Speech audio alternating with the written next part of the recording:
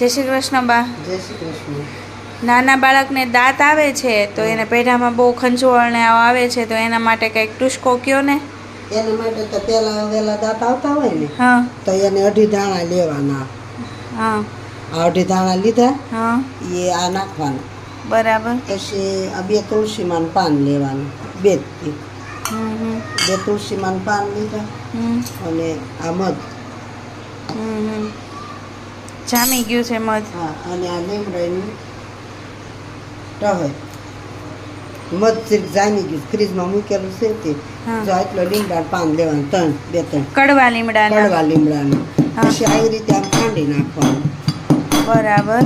આવી રીતે ખાંડી હમ અને એમાં કહું છું કે આ વાટકીમાં લઈ લેવાનું.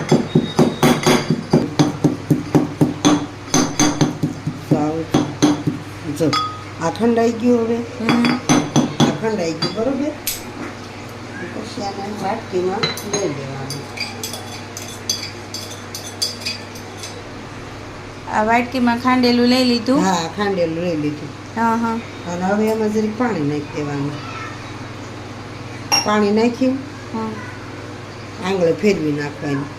3 ટપ પાવાનું, સવારે, હા બપોરે હા અને સાંજે.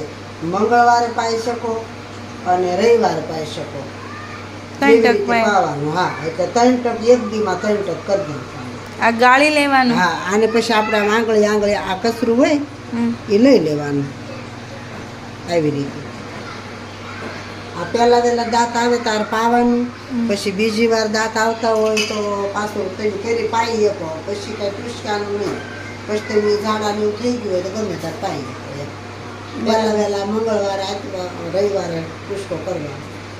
સારું. જય શ્રી કૃષ્ણ. હા બરાબર.